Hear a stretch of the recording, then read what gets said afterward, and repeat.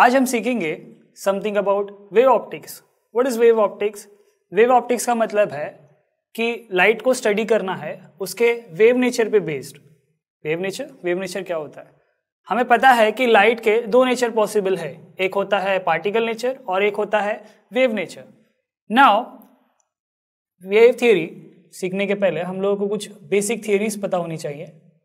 थोड़ा सा हम लोग हिस्ट्री में जाएंगे। तो जो सबसे पहली थियरी आई थी उसका नाम था न्यूटन्स कॉर्पस्कुलर थियरी। क्या है ये न्यूटन्स कॉर्पस्कुलर थियरी? न्यूटन ने हमें बताया, उसने ये कंसिडर किया कि अगर हमारे पास एक सोर्स है तो उस सोर्स से जो लाइट एमिट होगी वो लाइट एमिट होगी पार्टिकल्स के रूप में, और उन पार्टिकल्स को उसने नाम दिया कॉर्पस्कल। उसने हर एक पार्टिकल को नाम दिया कॉर्पस्कल। अच्छा, कॉर्पस्कल नाम दिया। सबसे पहली चीज उसने हमें बताई कि स्पीड ऑफ लाइट जो है वो रेयर और डेंसर मीडियम के बीच में कैसे कंपेयर करेंगे। हम सबको पता है कि न्यूटन की फेवरेट थ्योरी है उसकी ग्रेविटेशन की थ्योरी।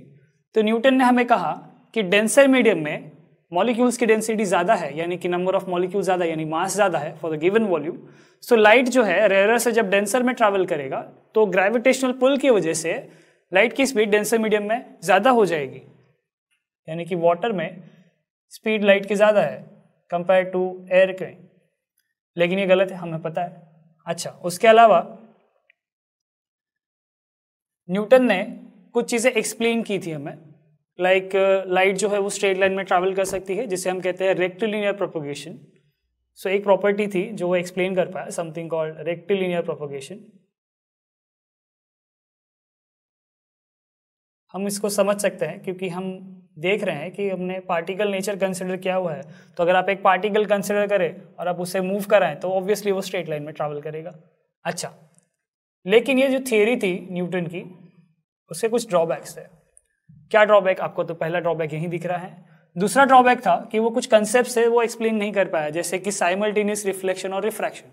क्या होता है साइमल्टेनियस रिफ्लेक्शन और रिफ्रैक्शन? अगर आप कभी एक स्विमिंग पूल के नजदीक जाएं, उसमें पानी भरा हो, तो अगर आप पूल को ध्यान से देखें तो आपको उसका सरफेस, बॉटम सरफेस आपको दिखाई देगा, यानी कि आप रिफ्रैक्शन का कंसेप्ट यूज कर रहे हैं। अगर आप उसको और थोड़ा ध्यान से देखें तो आपको अपना खुद का फेस नजर आएगा, यानी कि आप अपना खुद का रिफ्लेक्शन देख रहे हैं, साथ साथ आप उसके बैक सरफेस भी देख रहे हैं, यानी कि आप यूज कर रहे हैं साइमल्टेनियस रिफ्लेक्शन और रिफ्रैक्शन। तो ये जो कंसेप्ट था कि एक ही बार में रिफ्लेक्शन और रिफ्रैक्शन जो हो रहा है, ये न्यूटन एक्सप्लेन नहीं कर पाया।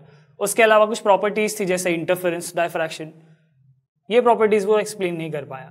सो इतनी सारी ड्रॉबैक्स के बाद सबको समझ में आता है कि ये थियरी नहीं चलेगी। सो इसके बाद एक थियरी आई एक साइंटिस्ट की दी हुई, जिसे हम कहते हैं हाइगेंस या फिर ह्यूजेंस वेव थियरी। क्या है ये Huygens wave theory? Huygens wave theory बोलती है, ह्यूजन ने हमें बताया कि अगर मेरे पास एक सोर्स ऑफ लाइट है, लेट्स से हमारे पास एक सोर्स ऑफ लाइट है, ये सोर्स ऑफ लाइट उसके सराउंडिंग में साउंड के जैसे वेव्स एमिट करेगा, साउंड लाइक वेव्स एमिट करेगा, कुछ ऐसे। तो यहाँ पे नोट करने वाली बात यह है कि ये जो मैं सर्कल्स आपको दिखा रहा हूँ ये बेसिकली कंप्रेशन और रिफ्रैक्शन की तरह है, क्योंकि उसने एक्सप्लेन किया था in terms of longitudinal wave या फिर साउंड वेव्स। अच्छा, तो लेट्स सी क्या है ह्यूजेंस वेव थियरी। उसने जो अपनी एक्सप्लेनेशन दी थी वो हम लोग डिस्कस करते हैं। तो उसने कहा कि source of light emit sound like wave, sound like waves in its surrounding। अच्छा, इसके बाद हमें पता है कि लाइट के जो है डिफरेंट कलर्स पॉसिबल है। हम सब ने देखा है विबग्योर, रेनबो हम लोग देखते हैं। सो डिफरेंट कलर्स कैसे दिखते हैं हमको? उसने बताया कि डिफरेंट कलर्स ऑफ लाइट, ये जो अलग अलग रंग हम देखते हैं लाइट के, different colours of light are due to different wavelength of light, due to different wavelength of light। अच्छा, अब अगर मैं किसी चीज को देख सकता हूं तो क्यों देख सकता हूं? जैसे कि अगर आप देखें, मैं अपने हाथ को देख सकता हूं, बट क्यों? क्योंकि कहीं से तो लाइट आ रही है, इसके ऊपर इंसिडेंट हो रही है, यहाँ से रिफ्लेक्ट हो रही है, मेरी आंखों की रेटिना पर फॉल हो रही है, और वो मेरा ब्रेन उसका इमेज क्रिएट कर रहा है। यानी कि किसी भी चीज को देखने के लिए सबसे इंपॉर्टेंट है कि लाइट उसके सरफेस से रिफ्लेक्ट हो। So after reflecting from an object,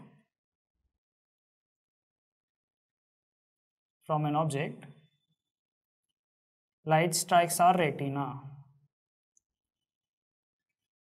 Light strikes our retina, and we get vision. Our retina, and we get vision. हमें चीजें दिखाई देती हैं। अच्छा, अब अगर आप ध्यान से समझें, ह्यूजन ने या फिर हाइगन ने हमें कहा कि सोर्स ऑफ लाइट जो है वो साउंड की तरह वेव्स एमिट करता है। लेकिन अगर आप थोड़ा सा याद करने की कोशिश करें, सुबह सुबह हमें पता है कि सनलाइट आती है अर्थ तक।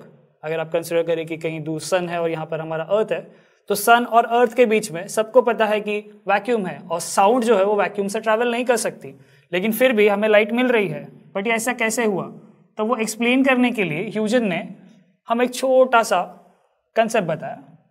उसने कहा, ह्यूजन ने हमें सजेस्ट किया, तो ह्यूजन और हाइगन suggested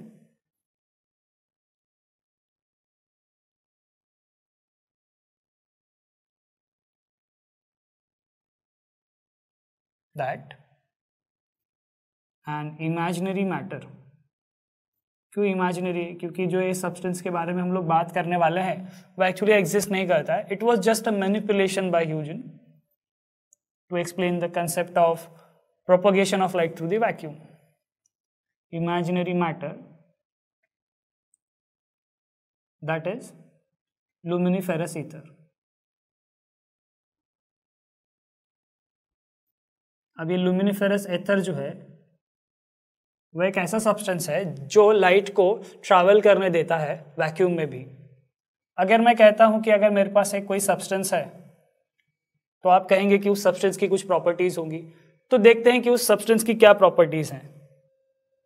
so ether was given following properties, और ईथर हैज फॉलोइंग प्रॉपर्टीज। क्या है वो प्रॉपर्टीज? देखते हैं। नंबर 1, उसके पास होनी चाहिए हाई इलास्टिसिटी, उसके पास होनी चाहिए हाई इनर्शिया, उसके पास होनी चाहिए हाई ट्रांसपेरेंसी, क्योंकि अगर ट्रांसपेरेंट नहीं होगा तो we can not get the light. अगर आप मान लें कि सन और अर्थ के बीच में एक ऐसा सब्सटेंस है जो ट्रांसपेरेंट नहीं है, तो हमें कभी सनलाइट मिलेगी ही नहीं। नंबर 4, उस मीडियम का जो डेंसिटी है वो होना चाहिए लो, क्योंकि जितनी लो डेंसिटी होगी उतना ही फास्ट मेरा लाइट ट्रैवल कर सकता है। उसके बाद उसकी एक प्रॉपर्टी है कि ये जो सब्सटेंस है लुमिनिफेरस ईथर, ये आइसोट्रोपिक है। आइसोट्रोपिक का मतलब होता है कि हर डायरेक्शन में लाइट की सारे फिनोमिनन, सारे प्रॉपर्टीज सेम होंगी। सो ये जो पॉइंट्स है, जो हमने 5 पॉइंट्स अभी डिस्कस किए, ये 5 पॉइंट डिस्कस करते हैं अबाउट ह्यूजेंस और हाइगन्स वेव थियरी। सो इस थियरी के बेस्ड पर हाइगन ने हमें एक्सप्लेन किया रिफ्लेक्शन, रिफ्रैक्शन और भी बहुत सारी चीज़ें, वो हम लोग नेक्स्ट वीडियो में डिस्कस करेंगे। बट फिलहाल के लिए इसके बाद एक थियरी आई, इसका नाम था Maxwell's electromagnetic theory. Electromagnetic theory से आपको अगर याद है तो लाइट जो है एक्चुअली होती है इलेक्ट्रोमैग्नेटिक वेव्स, बट ह्यूगन ने या फिर हाइगन ने हमें बताया कि जो लाइट है वो साउंड लाइक वेव है, बट उसमें थोड़ा सा करेक्शन किया मैक्सवेल ने। उसने हमसे कहा कि ये लाइट जो है ये इलेक्ट्रोमैग्नेटिक वेव या फिर इलेक्ट्रोमैग्नेटिक वाइब्रेशंस के रूप में होती है। उसके बाद एक थियरी आई जिसका नाम था प्लैंक्स क्वांटम थियरी।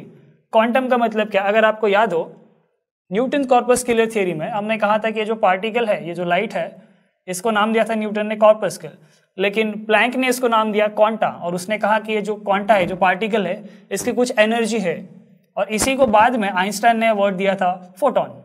इसके बाद एक और थियरी आई। क्यों थियरी आई? क्योंकि अगर आप ध्यान से सुने तो न्यूटन ने कहा आपको पार्टिकल नेचर, हाइगन ने आपको कहा वेव नेचर, मैक्सवेल ने आपको कहा इलेक्ट्रोमैग्नेटिक वेव नेचर, और प्लैंक हमें कह रहा है पार्टिकल नेचर। तो 50% are saying wave and 50% are saying particle. So हम किसकी बात सुने? सो फाइनली एक थियरी आई, something called de Broglie's dual theory. ये ड्यूअल थियरी क्या बोलती है? ड्यूअल का मतलब दोनों, just like your dual SIM. Now if you say कि लाइट अगर पार्टिकल है, आप करेक्ट है। अगर आप कहें कि लाइट वेव है, तो भी आप करेक्ट है। यानी कि लाइट अकॉर्डिंगली, आप जो भी फिनोमेना एक्सप्लेन कर रहे हैं उसके अकॉर्डिंगली अपना नेचर चेंज करती है। सो इस थियरी के बाद कोई और थियरी नहीं है। This was the last theory about light. But ये जो ह्यूगेन या फिर हाइगेन्स प्रिंसिपल या फिर हाइगेन्स वेव थियरी हम डिस्कस कर रहे हैं, ये बहुत सालों तक चला, करीब करीब 150 सालों तक। इसीलिए हम लोग ये ह्यूगेन या फिर हाइगेन्स वेव थियरी पढ़ रहे हैं।